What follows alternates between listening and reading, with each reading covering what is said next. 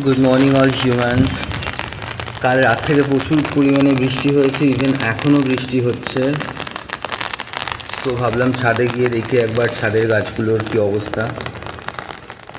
So দেখো, একটুখানি এত গরমের পরেও একটুখানি বৃষ্টি পেয়ে গাছগুলো এত সুন্দর লাগছে দেখতে, প্লাস এত সুন্দর ফুল দিচ্ছে। So let's go. বেলি ফুলের গাছ, জবা গাছই অনেক।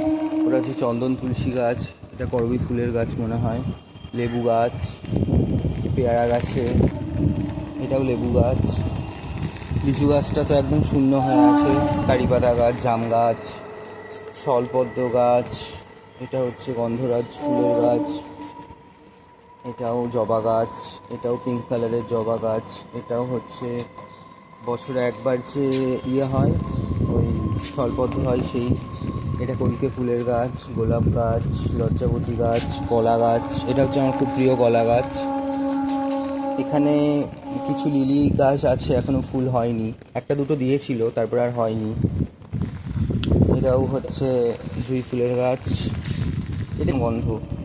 এটা হচ্ছে রাম তুলসী গাছ, এটাও জবা গাছ, ফুল হয়েছে আবার একটা। এটা হচ্ছে চারপাটি ধুতরা গাছ, এটাও জবা গাছ।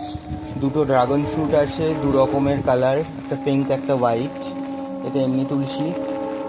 এটা হচ্ছে চন্দন তুলসী, এটা হচ্ছে লেমন গ্রাস, এটা হচ্ছে আকন্দ ফুলের গাছ, এটা হচ্ছে দেশি গন্ধরাজ ফুলের গাছ, এটা শিউলি গাছ। এটাও হচ্ছে নর্মাল টগর ফুলের, টগর বলছি, ধুতরা ফুলের গাছ। এটা one of my favourite tree, that is কাঠগোলাপ। এটা টগর ফুলের গাছ, টগর ফুলও হয়েছে একটা। এইসব, এখানে আঙুর গাছটা দেহত্যাগ করেছে।